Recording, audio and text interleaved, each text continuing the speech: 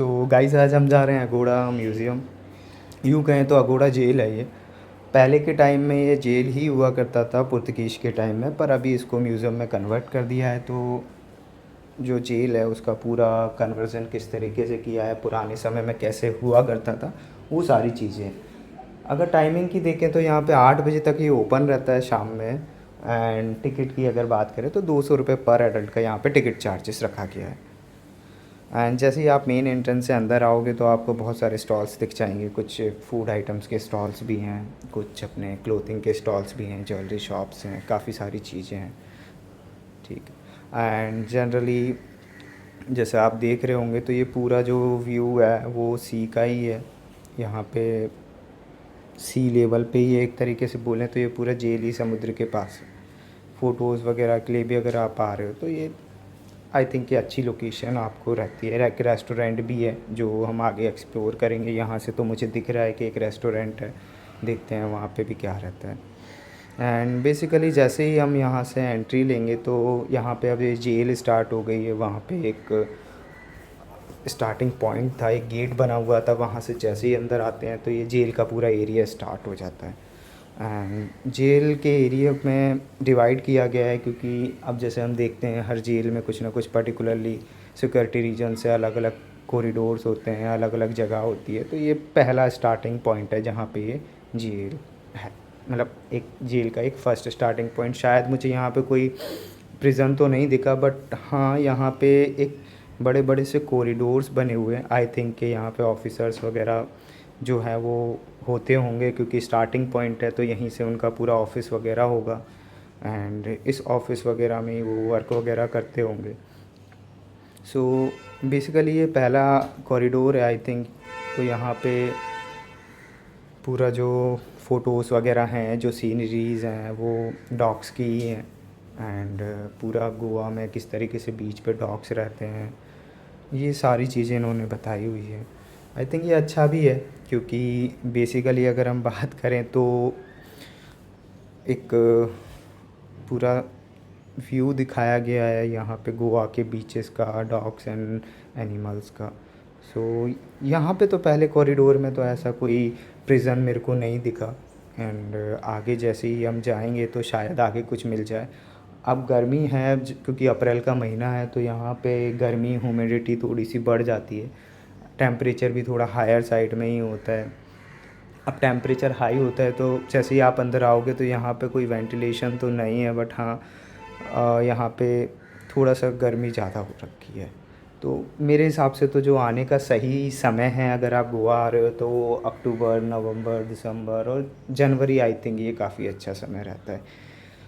अब जैसे ही हम वहाँ से एक एंट्रेंस आए तो अब यहाँ पे आप देख रहे हो कि यहाँ पे एक स्टैचू बनाया हुआ है कि किस तरीके से फ्रीडम फाइटर्स को यहाँ रखते थे, कौन कौन रहता था। अगर आपको यहाँ पे गाइड नहीं भी लेना है, नहीं है आपको नॉलेज, तो बेसिकली यहाँ पे ना हर प्रिज़न के आगे ना एक बार कोड लगाया गया है, जिस बार कोड से आप उसको स्कैन करके उसकी ऑडियो को आप देख सकते हो।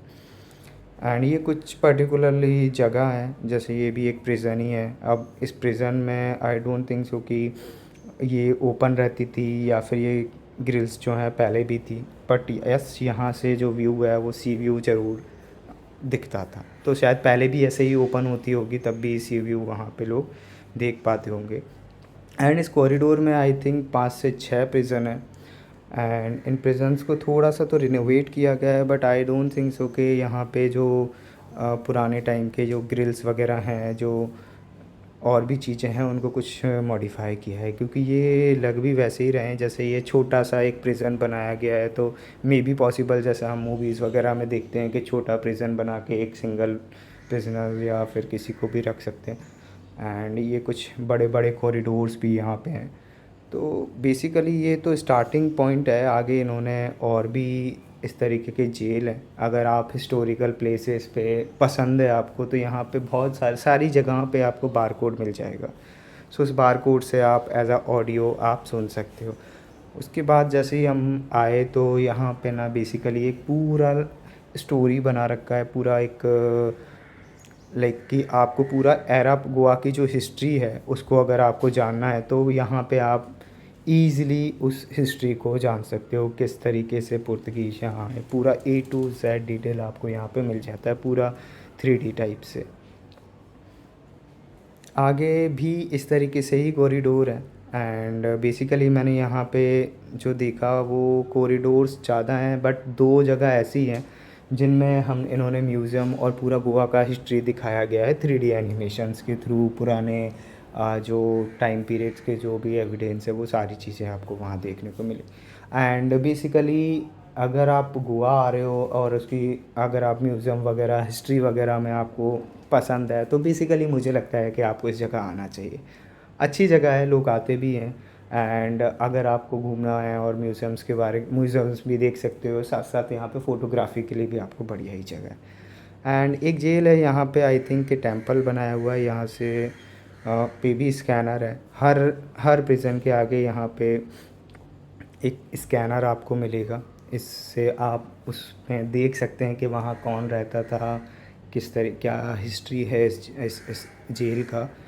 ये पूरा एक कॉरिडोर है, ये जिस तरीके से हम देखते हैं तो ये पूरा जेल बना हुआ था। उसी के सामने ये एक छोटा सा आंगन टाइप का बनाया हुआ था, पोर्च एरिया।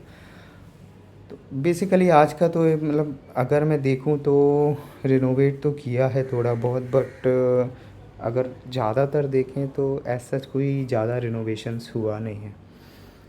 ये भी सेम कॉरिडोर था, इसमें भी वही दिखाया गया है ऊपर से। बेसिकली अगर देखें तो यार गर्मी तो बहुत लगती होगी यहाँ पे, क्योंकि जब अब जैसे ही एक सीज़न चालू होता है तो यहाँ का जो टेम्परेचर है वो 50-45 डिग्री तक जाता ही जाता है एंड बारिश भी आती है बहुत ज़्यादा। तो ह्यूमिडिटी भी है उसके कारण, क्योंकि सी के बहुत क्लोज़ है तो ह्यूमिडिटी तो काफ़ी रहती होगी। एंड ये जो जेल है ये अगोड़ा फोर्ट के जस्ट पीछे साइड ही है एंड एक साइड सी है और एक साइड थोड़ा सा हिल एरिया है और उसके पीछे फोर्ट है। तो आई डोंट थिंक सो कि कोई भी प्रिजनर यहाँ से निकल पाता होगा, क्योंकि